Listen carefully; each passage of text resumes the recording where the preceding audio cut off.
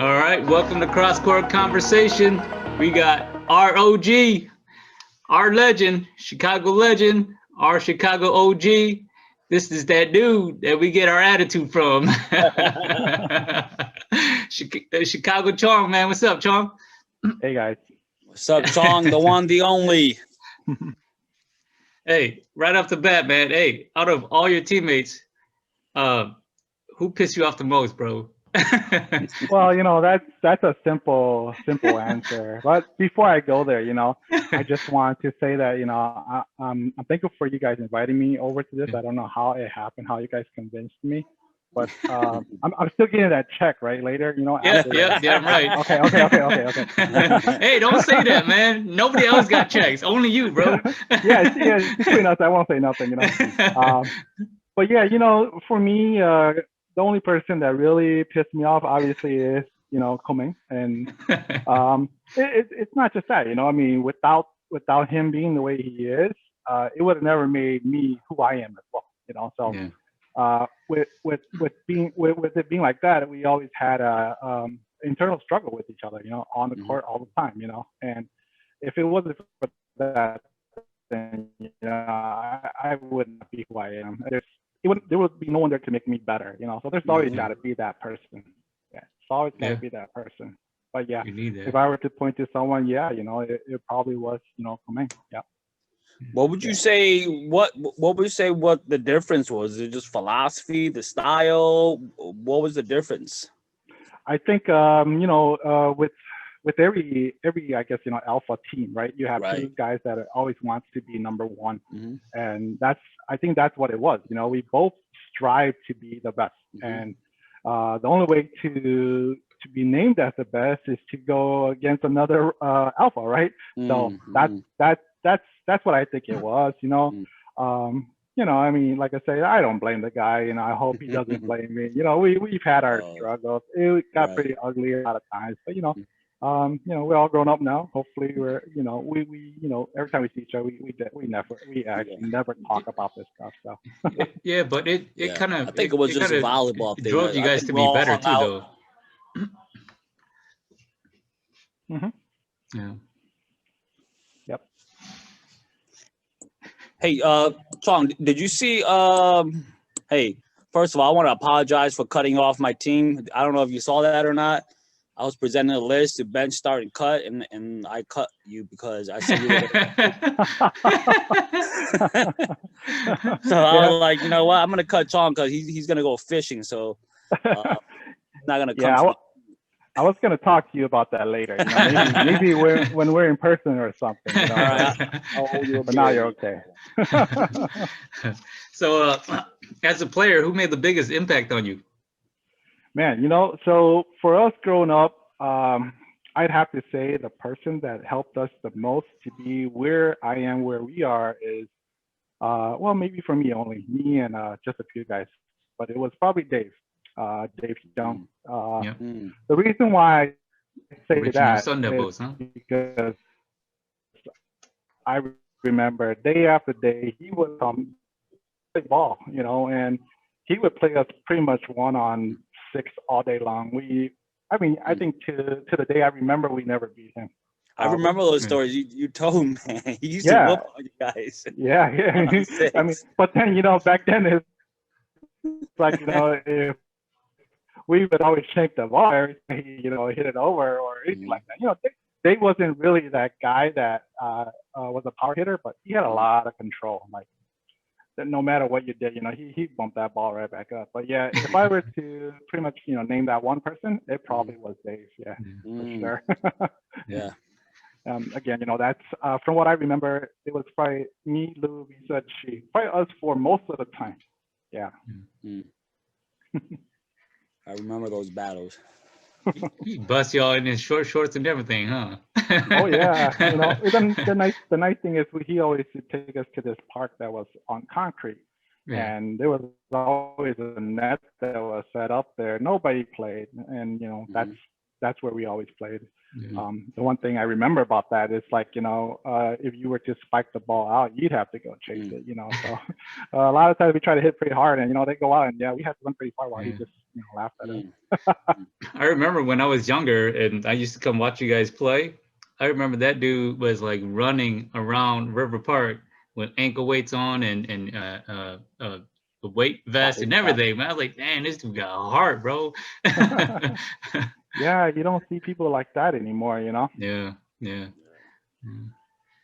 Hey, talk about your early years, man. Like, who got you involved in volleyball, and did you play high school ball or? The one person that I blame for my addiction really is Lu Yang from Chicago. Growing up, he pretty much came up to me one day and asked me if I wanted to meet any girls. I'm like, yeah. So I'm like, how do you do it, right? Yeah. So he goes, you have to play volleyball. I'm like, really? Well, from there, pretty much it jumped to, me playing the sport, liking the sport, and then enjoying it, And with everything, if you don't enjoy it, you're not gonna put your passion or heart into it, right? So volleyball came to me pretty much, it was fun. I loved it, and the funny thing is I met my wife through it, so I didn't meet girls, right? Yeah, the second thing is, my dad was always against volleyball. Well, he was always against anything that's not learning because, as they just come to the country, they want you to have the best education ever, to be successful and, have, money and stuff like that, right? But, so for me, I was always against that. I just wanted to play volleyball. So yeah, I did get my butt, beat every time I went to play volleyball. But, the thing is, if you enjoy it enough, you take that beating, right? So, yeah. So after a while, he finally actually, gave in and saw that I enjoy the sport. I'm not going to, how do you say it? How some people say, O-line and stuff like that, right? Yeah. So I do say that, that I am thankful because of that. Volleyball did pull me out of it. I was, in the middle of things like that too at the time, but definitely the person that got me into it was probably, Lu Yang.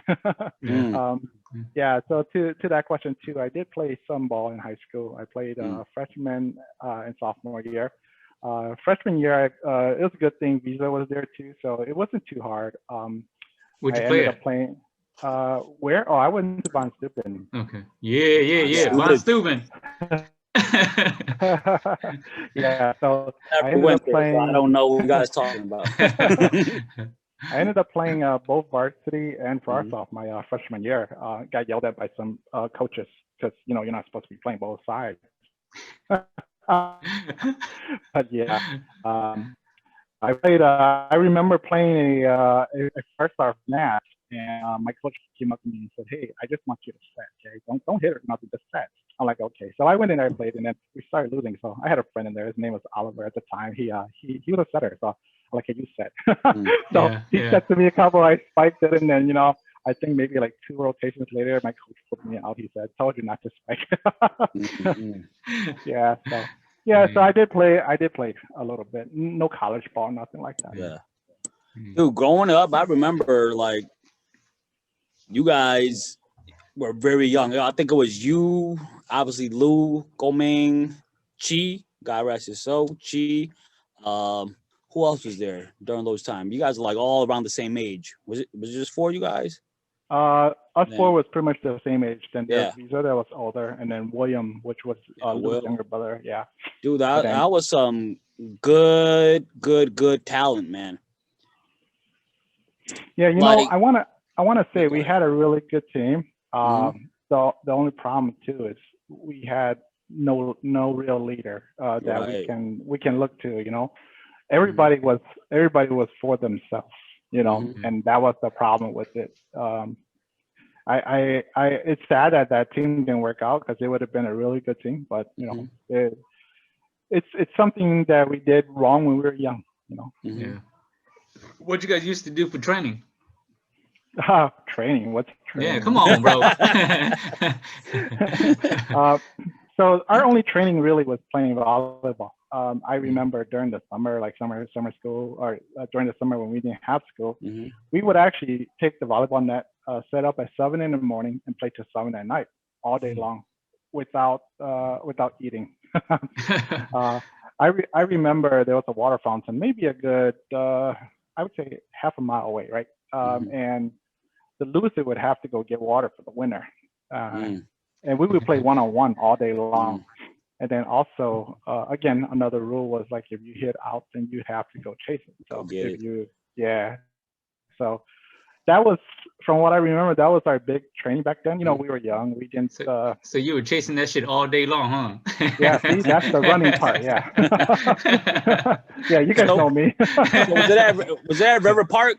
Was that River Park? I remember when I was younger, and I don't know what I did, but I think I was riding my bike around the neighborhood, and it was around 8 o'clock in the morning. You guys had a net up already. Just remember that tall baseball fence?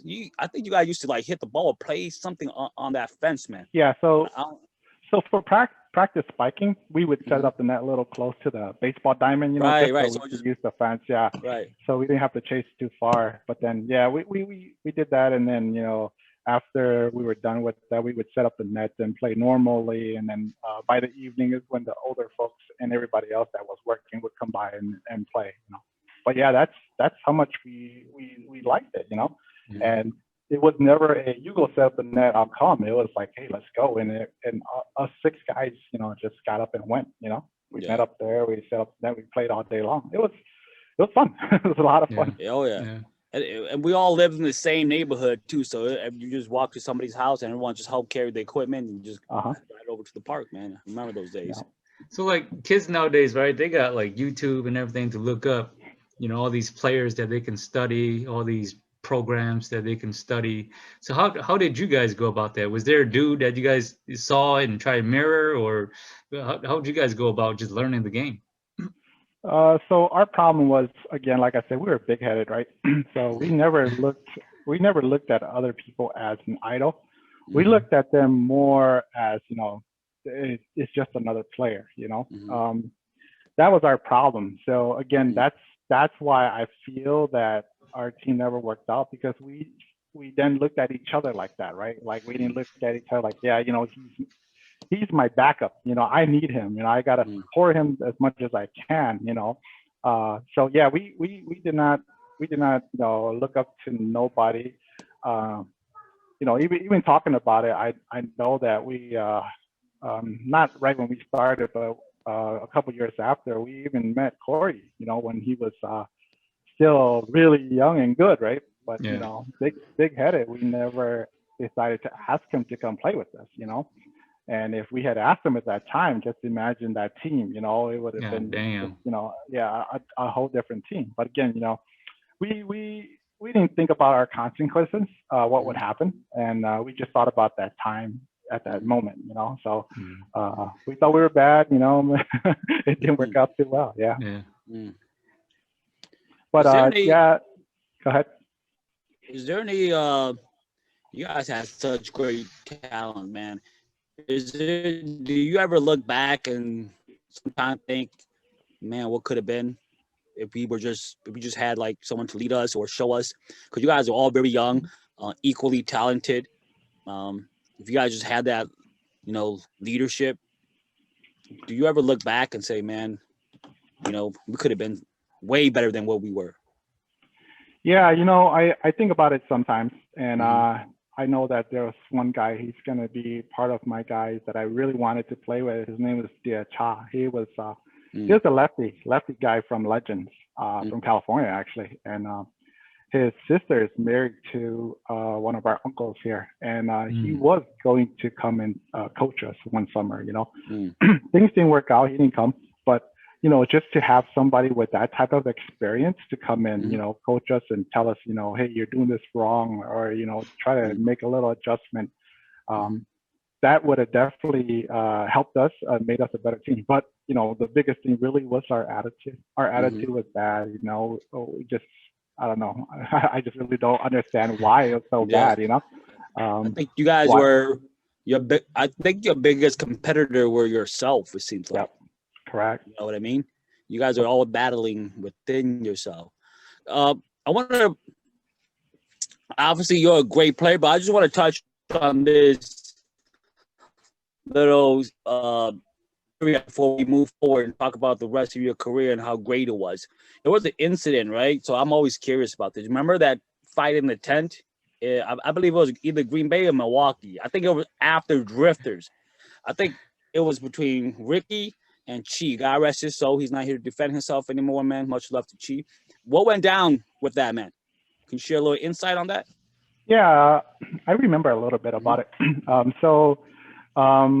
At that time, William had already quit us, and she had stepped up to help set because we didn't have no one else that can set.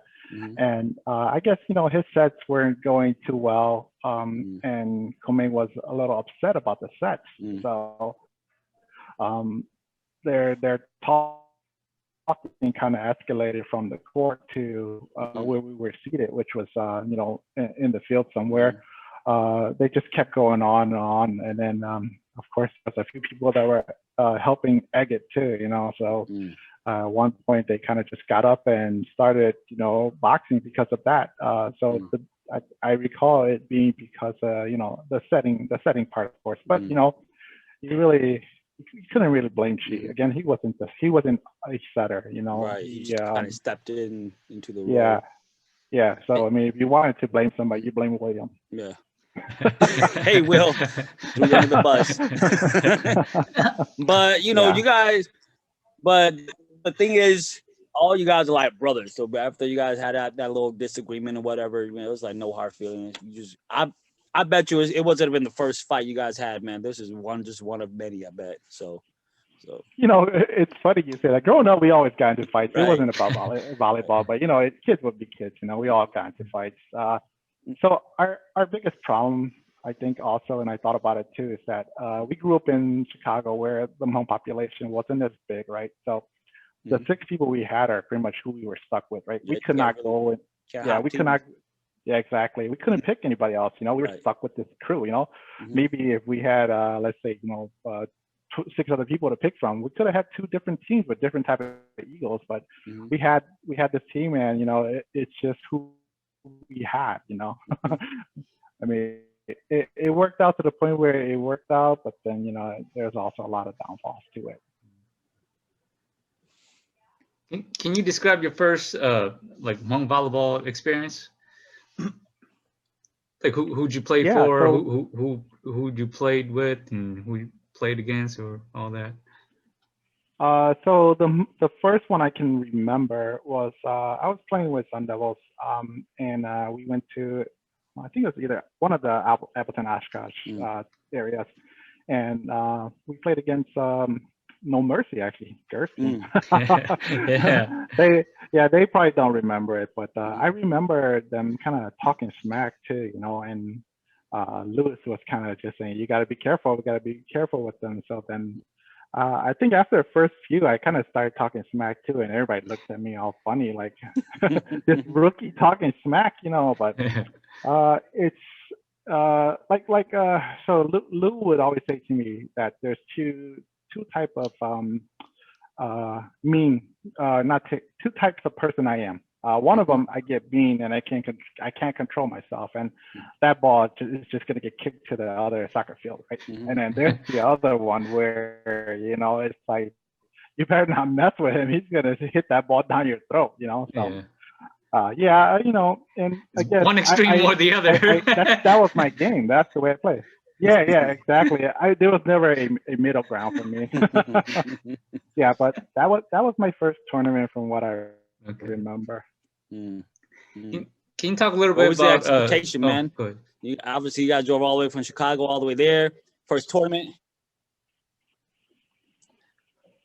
Well, I just asked Chong, what was your expectation on that first tournament, man? I don't know, really. It was new to me. I felt a little nervous. I felt excited. Wow, this is what volleyball is.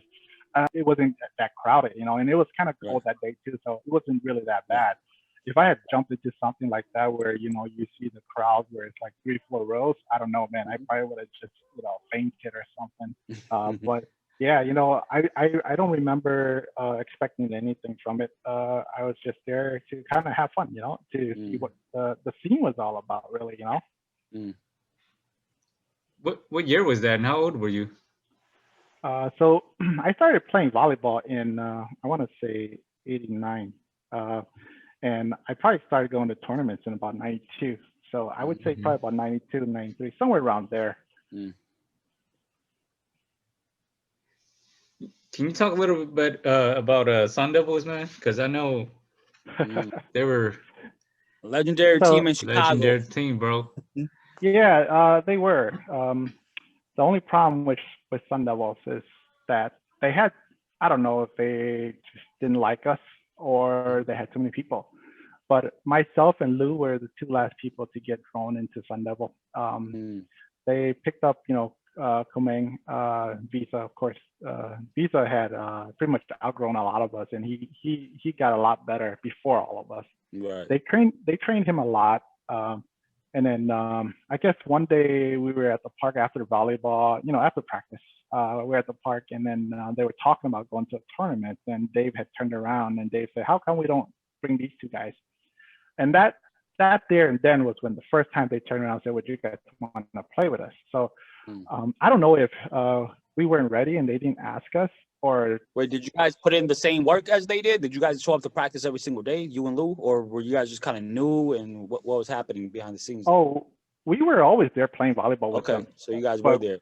They just didn't ask but then again, you got to remember that if it's not your team, they're not gonna ask you, right? Unless you're like this one guy where they play against it, they can't stop. Then they're like, oh, maybe we can use him for our team, or if they need you for a position, right? Yeah, then they'll ask you. But yeah, the thing is, they really didn't pick us up. They picked up Kumeng because I think, and I want to say it's because Lewis was his brother, and Johnny and them were all more related, right? So I think that's the reason why they picked him up. And then I think probably after they pulled Lou and I in, I think it was after one tournament, that's when they split to make two teams. I don't know if you guys remember. They made Scorpions and Sun Devil. Yeah. So who's on whose team? So pretty much it was practically Yang and Xiong. Zhong's, yeah, and well, except Lou was on our team, but yeah. So we played like that, I think, for about 1 or 2 years, and then after that, Lou wanted to pull the youngsters back together. So we tried to make the team, not together. He tried to pull us together to make our team finally. Yeah. The only problem is that Visa would not commit to us. Because Visa was more committed to Sun Devil.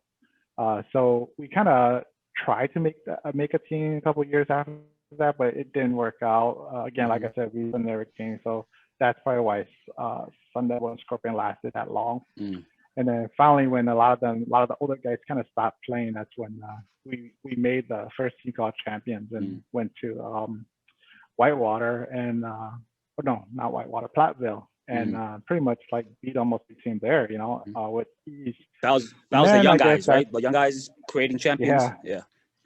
Yep. And then we got big headed after that, and then kept losing a few. Didn't know how to adjust to it, And then eventually, William quit. Who quit? So yeah. William. He was a setter. Yeah, exactly. Yeah. Hey, who was on that original squad on Sun Devils?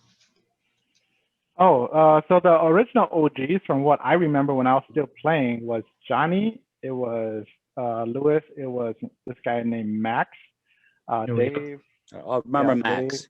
Dave, and then there was Stone. Stone. I can't remember who the sixth person was now.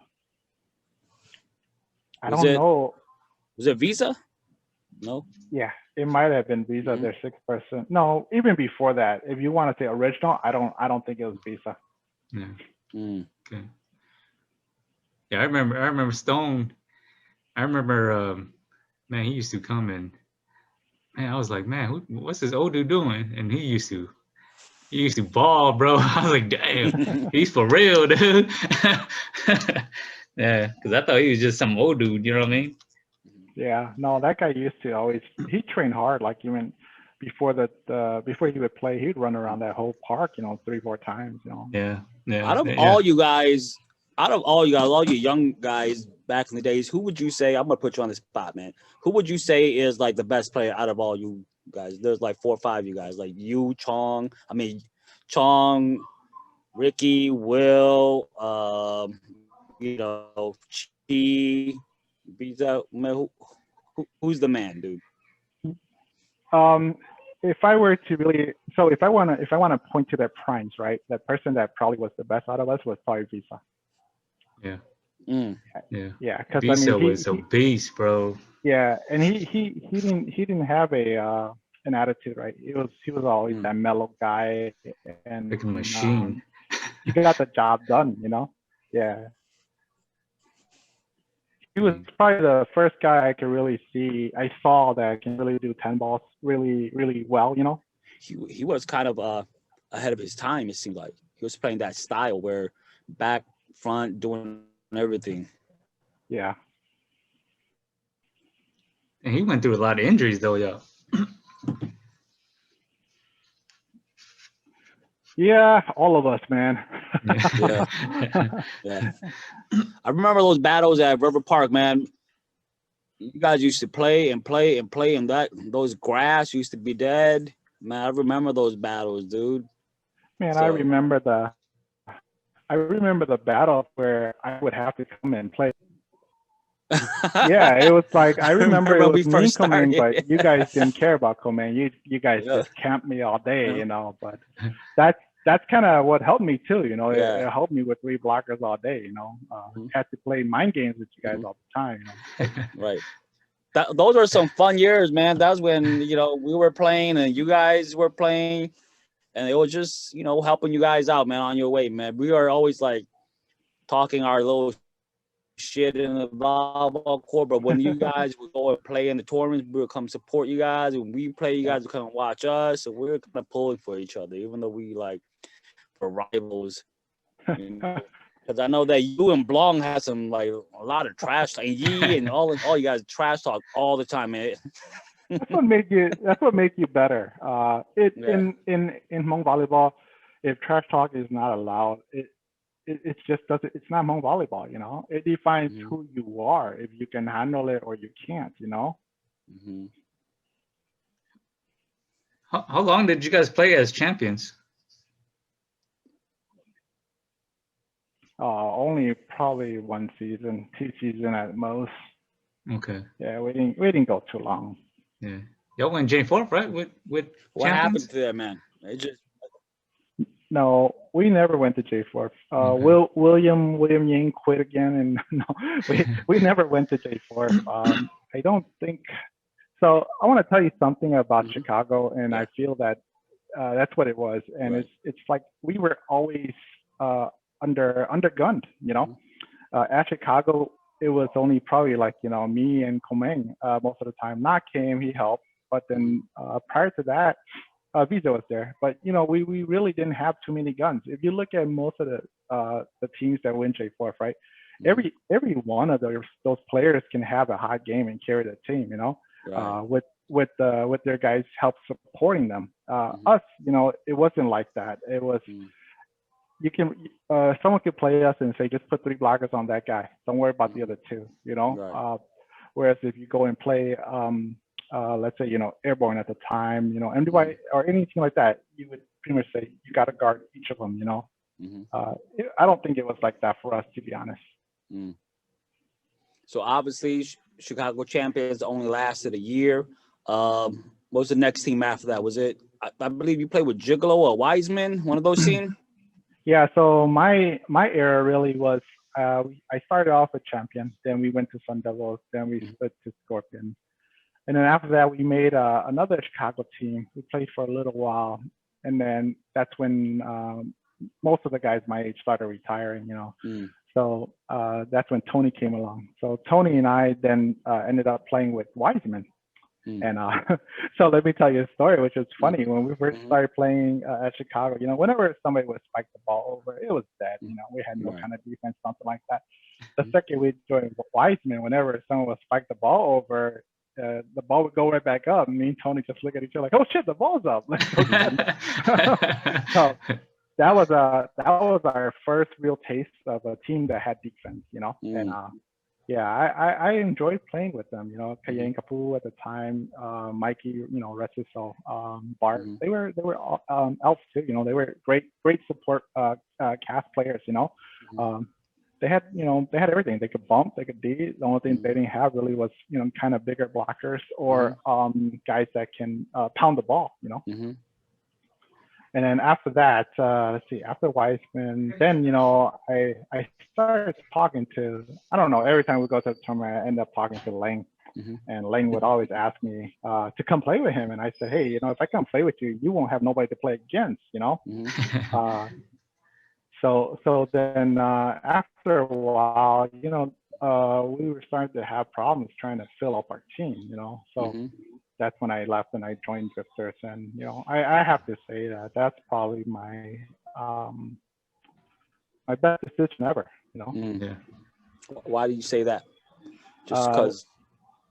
So, you know, they were more like my age, and we all had the same mentality in volleyball, you know. Well, Lang and I, of course, we always, you know, yelling and arguing, but you know, at the end of the day, we all felt like, you know, we were family, you know. It was, that's what it was. We felt like a big family, you know. Even though we argued, you know, it was nothing, you know. Obviously, you went on to play with Drifters. Were you disappointed when you guys didn't, you know, when, you know, it didn't really turn out the way it should turn out, winning the J4 and all that kind of stuff? You know, I want to say J4 is hard, you know, especially back then. J4 was really hard. To be able to consistently make it up to the Final 4, Final 8 every year, year on year out, you know, I was happy with that. At the point that I joined Drifter, I was no longer the person to look at when you look at that team. I became a role player, you know, and I did my job. If we won, we won. You know, it wasn't. At that point, like I said, at that point now, you know, it would have been nice to win, put it that way. But you weren't chasing it, you're saying. Yeah, to get to that point all the time, it was, you know, it was different. You know, it changed everything, and you know, especially all the little tournaments that we would go to. You know, I mean, those were just like so easy. You know, so I mean, yeah, you know, it would be nice to win, but I didn't crave or have that drive for it. You know. Right. Yeah, I was pretty much over that time where I really wanted it, you know. Well, obviously, you know, obviously you later saw, you know, Gomeng and Illinois would eventually win it, man. How did you feel when you saw some of the homies that you grew up with winning it, dude? Like, what was that feeling, man? You know, I didn't hear, well, I didn't see that they won. I heard that they won, and you know, I congratulate them for winning. You know, it's a big accomplishment. You know, we all know that J4 is the ring for Hmong volleyball. You know, if you win it, you know, you get your name pretty much becomes really well known, your team name anyway. So yeah, you know, for them to win it, I was really happy for them. You know. Nothing against them at all, you know. Every team that wins it every year, I'm happy for them. You know, I'm not gonna say, hey, you guys got lucky or anything like that. No, you know.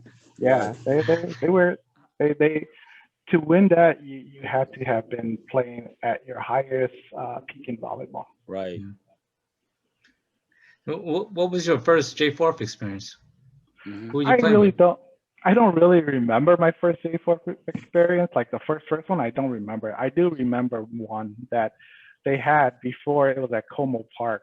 They had it at this park by the airport. I think we only lasted the first day, but it was funny. So we got there. It was raining hard as heck, right? It was pouring, you know, and we were all hiding underneath a 6x6 tent, you know, with MDY, and they were the one obviously hosting it. And it was our turn to play, you know, and I turned around and I said, hey, are we going to wait for this rain to stop or are we going to play? And they looked at me and said, no, just get out there and play. And I remember jumping in the court. Yeah, we must have been in like a little hole or puddle area, but I remember the water being past my ankle. I mean, it was a fun experience. That was probably one of my first experience playing volleyball in that rain, you know, and not having like cleats or nothing like that at the time, not knowing about it, you know, it was tough. I mean, you know, I wanted to be able to play, but I couldn't, you know, when you try to jump, you're just sliding all over the place. Dude, obviously you were, I just want to talk about your skills a little bit, man. Obviously you were one of the taller players for obviously Hmong tournament, Hmong players during that time. But man, you were a beast on the block, dude. Like you were like, your block is like crazy, man. Like teach these young guys some of the technique that you were using, man. You could be like, once you got hot, you were like shutting stuff down, man. Talk a little bit about that. Yeah. So after I left, let's say, you know, Chicago, and then I went to Drifters, like I was saying, I became a role player. I focused a lot more on my blocking, only because I felt that was what's more needed, you know, compared to like, we had a lot of hitters, right? So, but we had the only really other good blocker on my team was Ling, and Ling and I would opposite a lot. So I focused a lot on my blocking. Blocking is it's tough to learn, man. You have to do so many things. You have to anticipate that hitter. You have to fake out that hitter. There's so many things. You have to, first of all, you have to know that hitter, right? You have to know the way that they're always going. You have to force them to go a different way. And then after that, you have to really trick them in order to really get to be able to, how would you say, own those guys, you know? Right. Yeah. And then once you do that, then, you know, they really don't know where to go anymore. Then, you know, you just start talking a little smack, and then it just gets in their head. They really can't do nothing. But yeah, for me, it was really, I looked a lot on their shoulders. And I also looked at who they are, you know. So for example, people like Fly, right? Fly is probably one of the hardest guys to block because of the way he swings, you know. You have to pretty much anticipate his swing, and then you know, usually you go there. He's already focused in going that way. You just jump up and touch it, and you know, they can't go anywhere. But then there's a lot of people that switch it. Just those are the ones that are a lot harder to block. But yeah, the main part is the shoulder. Look at their shoulder. And obviously you were one of the better passing big dude as well too, man. Like, did you guys used to practice all the time at River Park, man? Just that bumping and those anticipation and stuff too? You know, I think a lot of people will argue against me about being a good passer. I think I'm a horrible passer, but we used to bump a lot back and forth. I remember growing up, we couldn't get past 3 bumps with 6 guys. You know how you would go make that circle and just bump to each other, warm up. Yeah. At one point, we finally started hitting like 20, 30 before the ball started shanking everywhere, and you know, that was pretty much our main thing, was to practice our bumping first, and I think that was our goal was to be able to bump before we can even hop in the volleyball court to play. Yeah, because I mean, growing up, we would play against the girls and we'd get beat, you know. Right. Chicago had some pretty good girls back then too, though, man. Yeah. Some of the top teams. The funny thing too is, like, we were growing up playing against the girls, then we finally beat them, and then we went and played the OGs, and then we beat them, and then after that we went to play, you know, the older guys, Sun Devils and stuff, and then we beat them. But it took a long time to get there, you know. It wasn't it wasn't overnight. Yeah. Talk a little bit about that. Oh, go ahead, Peng. I was just going to ask Chong about the legendary River Park, man. Talk about that park, bro. The legendary River Park, man. That's where all the Chicago kids, everybody played it. It wasn't even the Chicago kids. It was the whole neighborhood. Like, the whole neighborhood. Cambodian, Mexican, everybody. Somalians. That park was pretty much like you guys said. It was our home court. You know, we go there. We had our own volleyball net set there. I remember to our, like, if you were looking at the park, right when you get there, far to the left was where Knox uncles played. So that's where we met them. And then if you go to the right, that's where all the Cambodians played. Those guys played more for money over there. And we played them a couple times. After a while, they couldn't beat us. They wouldn't let us play no more. We started playing with Knox uncles, and at that time, Knox was still a little kid. They were pretty good too. But yeah, that park pretty much, you know, it's us, you know, it's Chicago. That's where all the Hmong people grew up playing, you know. Yeah, I remember everyone would just, during the summertime, everyone would wait around 5 o'clock. I know you guys were there all early and stuff, but all the parents would come home. Even all the parents would come out. Us as little kids, we used to like be running around playing football, baseball, whatever, and then you guys would be doing your thing, volleyball, and I kind of seeing you guys in front of my eyes just developing, man. That park was legendary in its own way, man. Yeah, and we always had that one dead spot because we never wanted to move. Yep, right by the road and right by the streets, right in front over there. Yep. Man, we lost so many balls. Remember when the ball would go over there and the car would be freaking speeding and the ball would pop? Yep. Like, holy cow, man, we lost a lot of good balls over there. Yep. Yeah, that was like a good walk away from like everybody. I remember you guys would just bring the post and everything and just walk it to the house. Yeah, we'll play over there. And the ice cream trunk, the elotes will come. We'll take a little break, a little ice cream. Yeah, no, Chong was not lying. That water fountain was far. It was like way across the soccer field, all the way on the other side by the basketball court. So you had to go get water. It was freaking far, man. You know what's the worst thing about that too is that when we played those one-on-one games where the loser had to go get the water, they had the loser had to find a bottle for the winner too. So it was we had to find some bottles and clean them up too. We didn't bring our own bottles, put it that way. But yeah, I mean, it was hot. Oh, man. That's dope. Hey, talk a little bit about your guys' rivalry with the Drifters. Drifters only had a rivalry. Did you feel it was a rivalry, or was it just like a little brother being, Drifters had rivalry with Hmong. I was just there because I was there. I was stuck there. I couldn't do nothing. And of course, if they're gonna try to talk shit to one of my guys, I have to talk shit too. But I mean, even if you ask one of them, I never really talked a lot of smack to them. I take that back. I don't remember talking a lot of smack to them. I think I do talk a lot of smack, but I don't remember talking a lot of smack to them. That's not what Lang said, man. Lang said you guys would go at it all the time. Wait. Lang shared this story where I think it was you and Lang going at it so hard that Gomeng's mom had to come and or his dad or whatever had to come and shut everything down. Remember that? I think it was Gomeng and Lang going at it, not me. I'm telling you. It's not me. I mean, like I said, I do talk smack, but I mean, I'm not that bad, Well, I don't know, man. Are you top 5 trash talker? See, yes. the way I talk trash is I don't hit the ball and say eat it like Lang, right? That's not me. The way I talk trash is if someone tries to spike the ball really hard at me and I pick it up, I just turn around and say hit that shit harder, That's the way I talk smack. Cause I try to get into people's head, I'm not that one that does that big kaboom and say, hey, why weren't you there, Yeah. But yeah, my type of trash talking is different.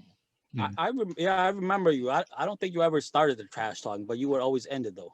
I'm telling you, I don't. It's always Gomeng that starts it, and then I'm stuck in the middle. All right, so it's we used to play at River Park, and Long would just say something just got under your skin, and you freaking trash talk the whole game, and it was just like, shit, we should never did that. Yeah, you guys should just been quiet, right? Like, damn. No, it was a lot of fun playing you guys, and I'm glad that I was able to help you guys develop too. Definitely. But I really think it was two-sided back then because even though I played against you guys, it was your fathers that would set me the ball, and they could never set me the ball. You did what you had to do, man. You put us to school though. What was your most memorable win in Hmong volleyball that you would say? Oh man, now that you guys asked me that stupid Drifter question, I think it was probably against Drifter. Yeah, I was playing with Wiseman that year, and we were in Green Bay, and Wiseman, Drifter was on a tear. They were winning every single tournament that year, and then we had ended up having to play them for first and second. And our guys back then, Wiseman played soccer too, so they played both. So we ended up having to wait for finals. I don't know, man. We actually got done really early, because you know how Green Bay is now. You play in the dark, but no. We actually were able to wait for the guys to play soccer, and then I think we played the last game at maybe 5 or something like that. And it was funny. I recall this one hit. It was I went up to they set a 10 ball to shot, and I went up to block. It came straight to my hand, and I just spiked it right back down. And after that, you spiked the spike. I pretty much spiked the spike. I've never heard the crowd that loud in all my life. The crowd went crazy. I was there. Yeah, I think it's exactly what you said. I think they said a 10 ball or whatever, and they just kind of rolled it over. You just jumped out of nowhere. You just smacked the crap out of that ball right back at him. The crowd just went crazy, and it was over after that. I went up to block, and like I said, it just came straight to my right hand, and I just smacked it. It was funny too, because my wife was playing at the other court, and she goes, "I heard so much trash talking," and then next thing, everybody was watching our final game just left. Because they went to watch your game. I was like, oh, sorry. The crowd was screaming. I think you were screaming too. I remember you were just like screaming because it was just like, holy crap, you just killed it. It was it was one of those times when you felt that you could pretty much do anything, and I remember hitting balls from front, backcourt. It was fun. It was a lot of fun. That was probably my most memorable, the game I probably remember the most out of my career. Was that like Labor Day or Memorial, or was that just another? I believe it was a Labor Day tournament. Okay. And I think that you told me one time, I think we were drinking or just hanging out, whatever. You said you netted. Did you net? Did you net? You said, "Hey, Will." We're talking about that exact play. You were like, "Hey, Will," but I netted, man. Nobody knows that though. Lane's gonna get mad at me. I don't want to say nothing. No. Actually, I did net. It was really light on my middle finger. Like it was one of those where you couldn't really even tell the difference. Right. But I mean, it was so much hype going in there. Like I said, I've never heard the crowd that loud in all my life. And back then we had a lot of support from Green Bay guys too. So it was fun. It was a lot of fun. It was It was just too much fun back then. That was one of the greatest play that I've seen live, man. It was just crazy. Especially what made it more crazy. I mean, the play was excellent, obviously, but what made it even crazy was the fans and the crowd just reacting to it. Because I think it was a little back and forth, jawing back and forth between both teams a little bit. You guys were kind of like trash talking a little bit, and when they hit that one over, you spiked right back at them. The crowd went nuts, man. It was just like crazy. So it's definitely a momentum changer. Yes. You guys went and won. You guys won that game, right? Yeah, we took first. Yeah, we ruined it for Drifters. Again, like I said, Drifters they were on a tear that year. I think they were like maybe 20 in a row or something like that. Dang. Yeah. All right, man. We're gonna do some quick hitters now. You ready? Name 5 players or teams that gave you the most trouble. Yeah, I was actually gonna say that too. It's like I never had too much trouble with single hitters. Okay, I lied again. the one guy I always had problems with to block was Ta from Colorado. It was he just out jumped you, so it was just too damn hard to block this guy. Obviously, I think maybe more overweight at the time too, but blocking him was probably the hardest guy. After that, it had to go towards teams. Any team that would run play around me, it was just hard. But if you try to put like a straight ball up in front of me, I'm gonna touch that ball 95% of the time. But yeah, if I were to just point to one person, I would have to say Ta. And he's probably watching this shit too. So yeah, you Ta. we gotta get him on too, man. How about 5 players, past or present, that you would have loved to play with that you didn't get a chance to play with? So I had one chance to play one time with Xiong from Detroit Aliens. This guy was beyond good. I don't know if anybody ever seen this guy, but I've never seen anyone hit a 4-ball outside on top of the post, straight down, literally straight down, way inside the 3-meter line. This was the only person I've ever seen do that. again, that was that J4 tournament that he came up and he was supposed to play with us, and he was talking to me, and I didn't know anything about it. So I said, yeah, we got enough people. So then someone else recruited him, and then Lewis came back and said, hey, did you see Xiong? I'm like, yeah. I'm like, why? He goes, oh, he's gonna play with us. I'm like, oh, I told him that we had enough people. But yeah, he was probably the best four ball hitter I've ever seen. I mean, nowadays you don't see people doing that. Just hitting that four ball straight down outside. I mean, I remember I was sitting outside one time, and there was people standing underneath that spot with umbrellas, and people would tell him, don't stay there because this guy's gonna hit it, and people would ignore it. And he was known for breaking umbrellas, just the way he was hitting. Straight down. The second guy, Xiong, his name's Xiong as well, from Stockton Machine. I met a lot of these guys back then, because that's when they were still at their prime. I was still rookie-ish, and watching this guy play, man, he played with intensity. I mean, and the way he looked mean, but I mean, if you ever talk to the guy, he's so mellow. It's like, dude, your voice don't match your description. But very, very good player. I think he came back the second year too, played with Legend, and they won as well. Let's see who else. The third guy, another guy from Legend, his name is Dia Cha. He was the lefty from Legend. The first 2 years that I've seen this guy play, I've never seen anybody hit through 3 blockers the way he did.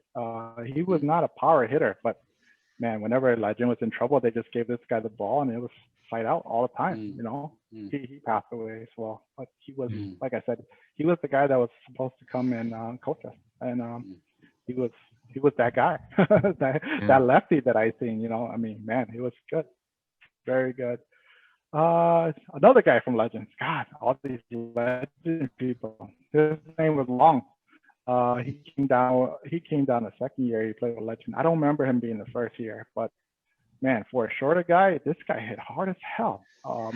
I remember blocking one time and just feeling my arms just like, going back all the time. He had a lot of power.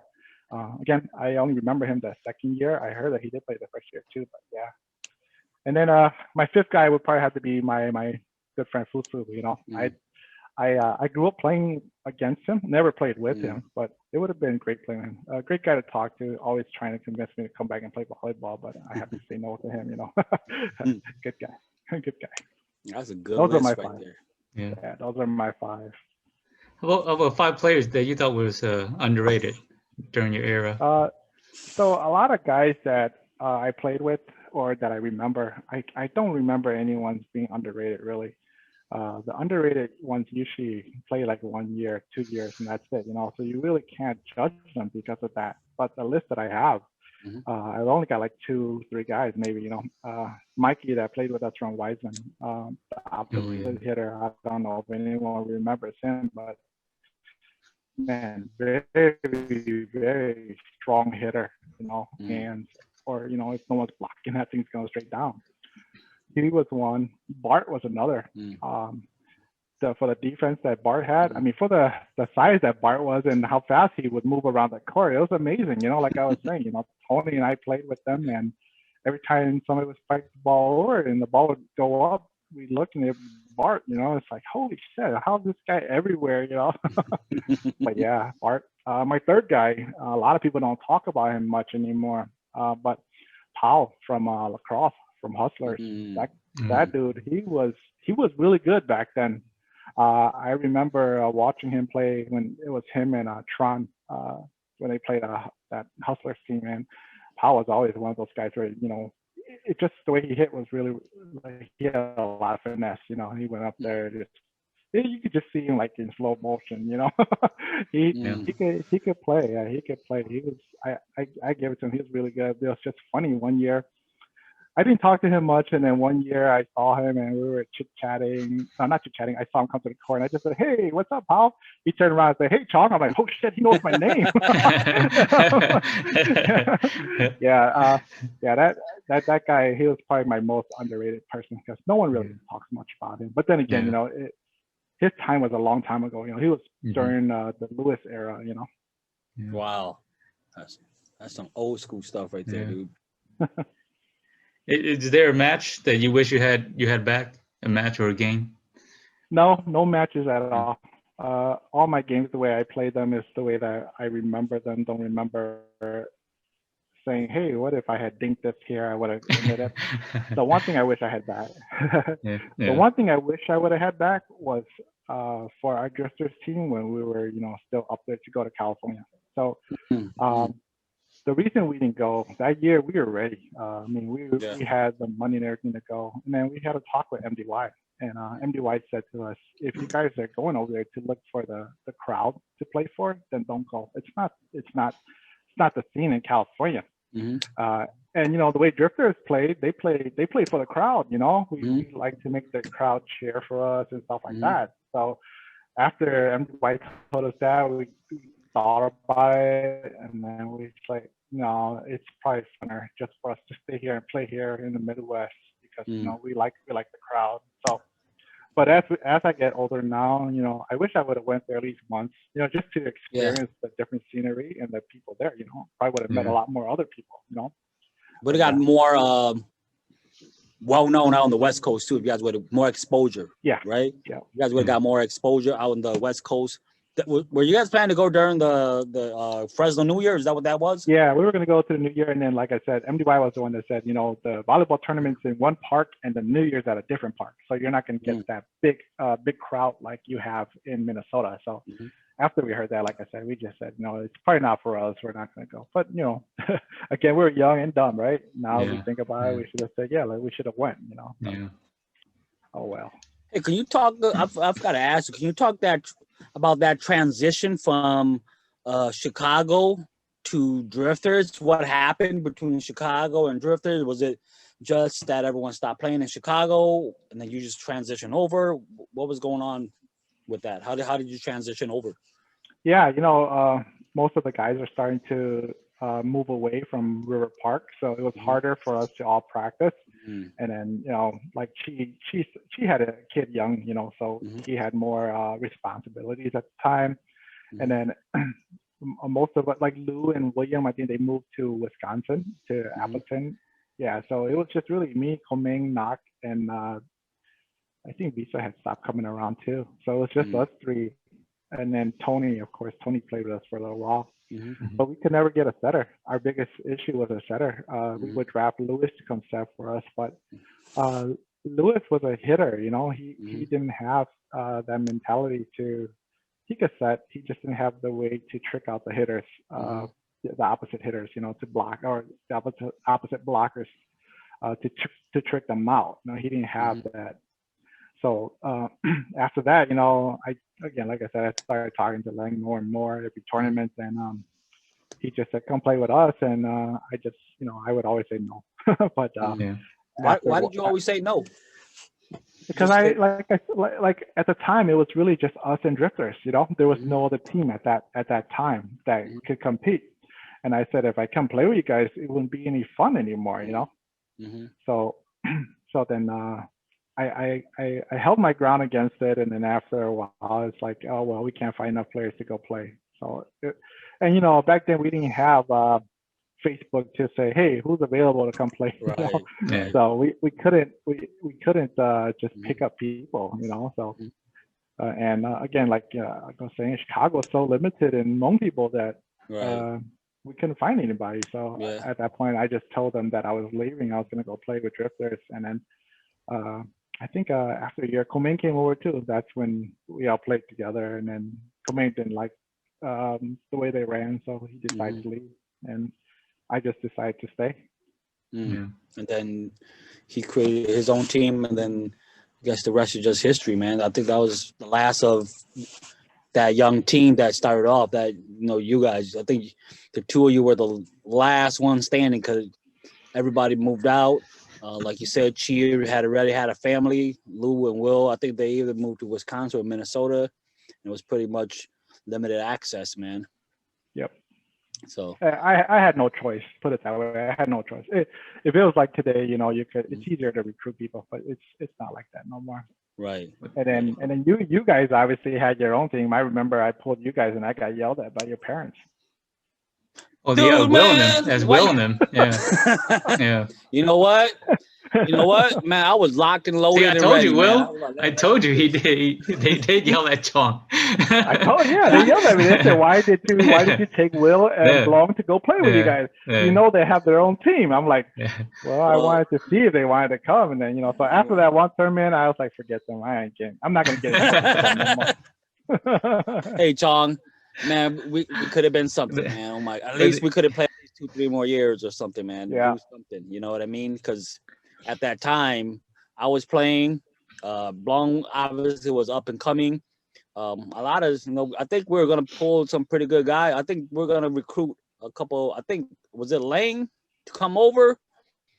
I don't know who we had, but it was a combination of like you guys and then a couple of us, and it was like, okay, let's do this. So I was, you know what? Sometimes I regret that, man. I was like, man, what could have been? I could have been sitting up here, man. You guys interviewing me, man.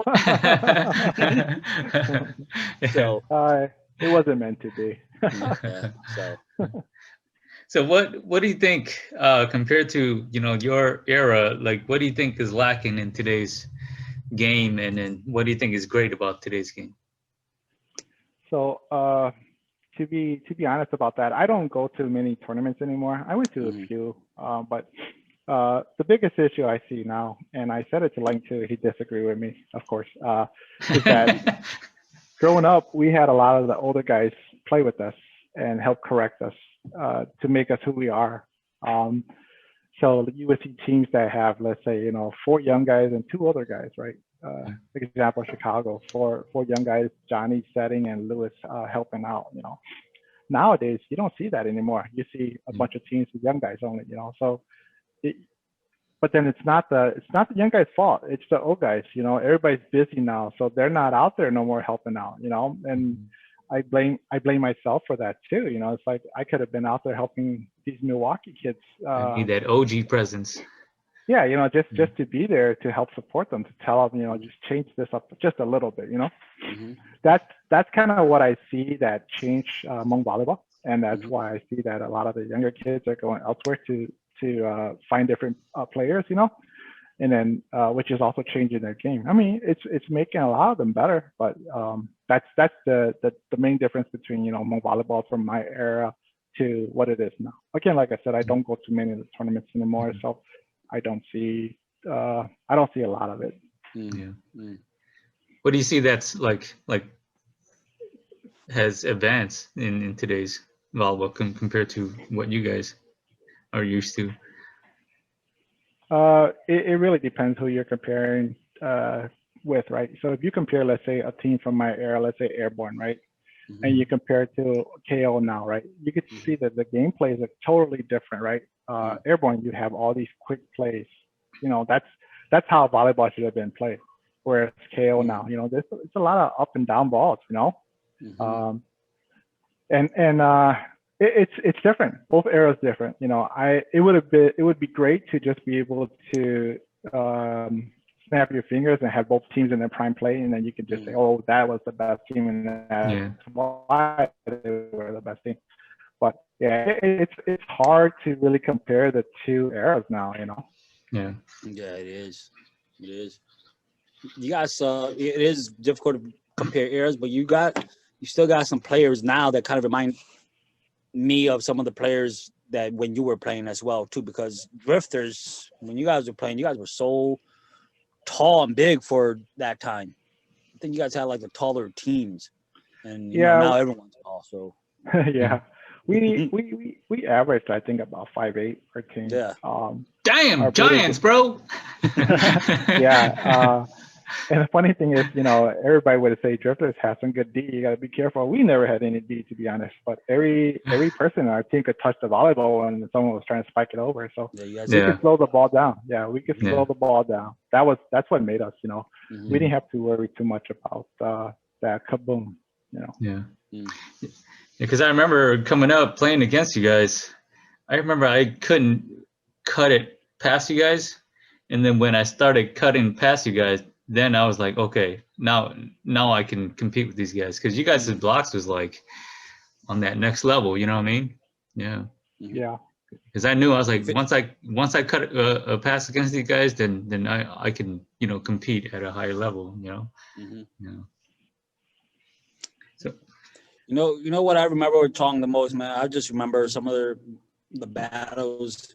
It was not even in tournaments, man. It was some of the battles at River Park and at the gym during the winter time, and all those, man. Those are like, it wasn't even like volleyball, man. It was just the camaraderie and just hanging out and just, you know, talking and, you know, just, you know, you just never know that was going to be the last time that we're all going to see each other, because eventually we all moved out. You guys moved on, and, you know, it was just, those were like some of the best time. You know, we're all just chilling, you know, playing volleyball. There's a lot of, you know, obviously a lot of shit talking because there was a lot of competition, because whoever won freaking played all night. Yeah. So those were some of the good battles, man. did you guys ever feel like a sense of like pressure? Because Chicago is like, it's out of state, you know, so most of the tournaments were in like Wisconsin. You guys ever feel like a sense of pressure to represent you guys yourselves? You know, that pressure was always there, only because Sun Devil already made that name. You know, they made that name for Chicago. You know, when Sun Devils come, you know, at that time, that's one thing to look out for. So, and you know, us growing up playing with them for that just short amount of time, no matter what name we changed to, we were always known as Chicago. And yeah, that definitely was there because of that pressure. You know, because of the name, not the pressure. Right. Yeah. All right, hey, man. Dude. Go ahead. Oh, I was just gonna ask you guys, man, how did you guys travel back in the days? Obviously, we're all from Chicago. We always had to make arrangements because all the tournaments were always somewhere else. Did you guys do like what we did, show up on that day and then just play freaking 6 and 7 in the morning, just stretch out real quick and go play? Or did you guys arrive a day or two earlier, or what was your guys' routine? So at Sun Devil, they always went up there earlier because they had family, or you know, they had money for hotels. As the younger crew, you know, we didn't have that money. Some of us had cars, so we would definitely just go up there early in the morning and then play. And then, you know, I don't remember a lot of 2-day tournaments back then. Right. And then just coming back home after the tournament, tired. Well, I don't know. We weren't tired because, you know, when you're young, you could play all day. You don't feel any kind of tiredness, you know? Yeah. All right, ready? Start, bench, and cut. What are you gonna give me? I'll give you Ta, Colorado. I'll give you Ying from Airborne, and Visa. Ooh, this is interesting. You know, I probably have to cut Visa. As consistent as he was, he wasn't really that dominant force. He, growing up playing with that guy, he was a good blocker against white people, but you put him against a Hmong person that can cut, you just gotta duck and watch your head, because he couldn't block him at all. Yeah, he couldn't block him at all. I honestly would probably start Yang, only because Yang has that aggressiveness to get it going right away, you know. Only problem with Yang is, you know, he pretends he can hit a 10 ball, but I don't know, that one video you guys saw, he actually went past the 10-foot line, you know, and then he tried to lie. So he jumped from the 10-foot line, you know. Lane mentioned that with saying you move, man. Like, man, I remember this dude. And then, you know, Ta would obviously be my backup person. Ta, the one, I guess the one big thing with Ta too is I don't recall seeing him as a dominant blocker. He could hit from pretty much anywhere, but I don't recall him being a really dominant blocker. That's a tough choice, man. Can't go wrong with any of them, man. So. Those are easy, man. I thought you guys were gonna give me hard ones, like, you know. Those are easy for you. Like, you know, I was ready for Knock, Lou, and Chupao. Oh, Lord. That's hard. Give it to us right here. Come on, man. Give it to us right here. Okay, bench starter cut right there. Go. Knock. Only the lefties. Only because those are my boys from Chicago, right? You know, so I'll do this one because I was ready for that. Go ahead.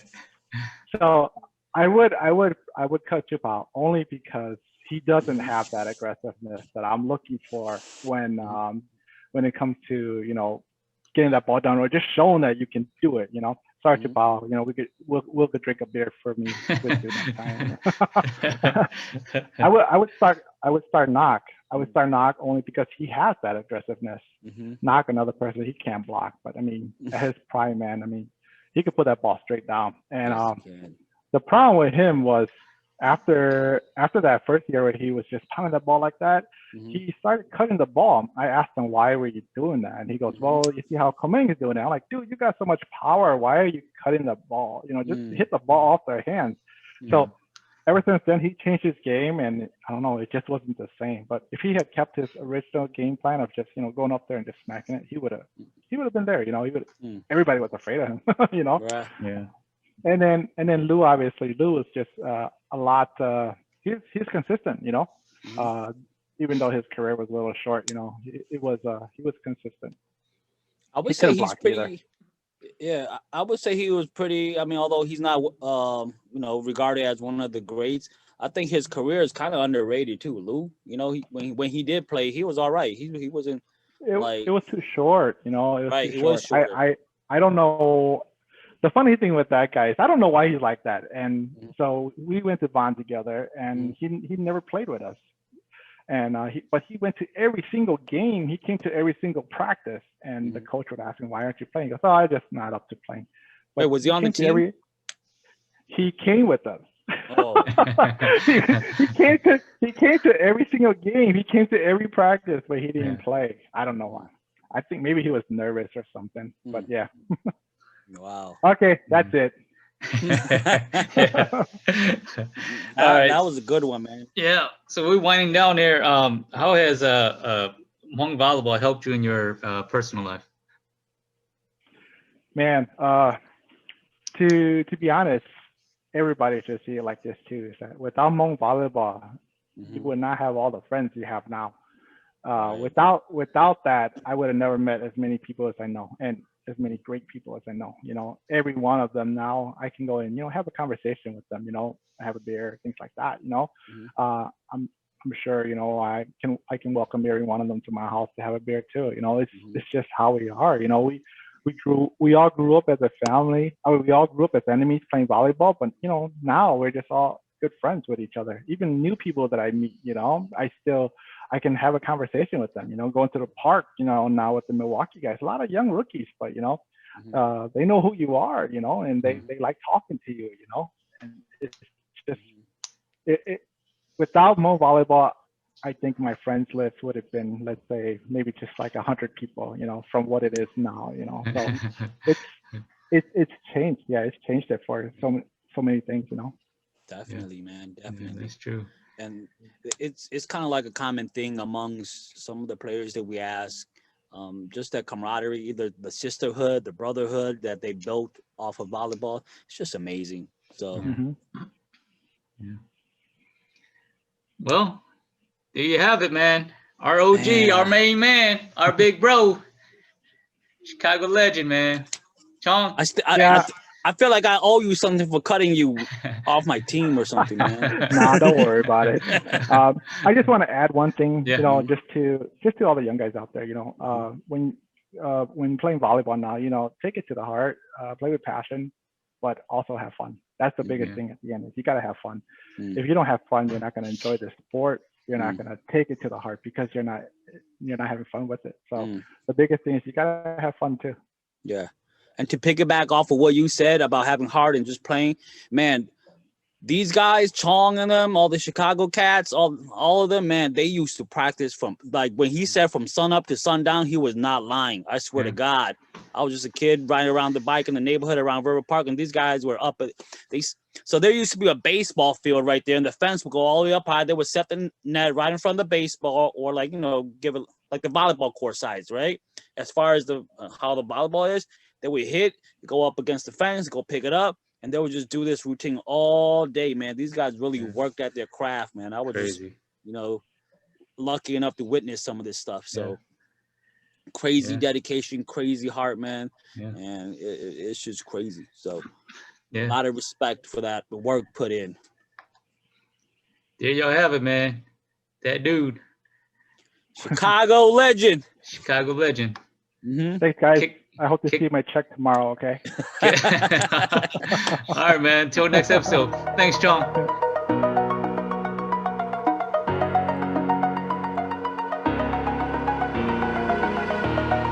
Over the edge, feel like I'm floating through the air. The pain I felt is paid for, all is said and done.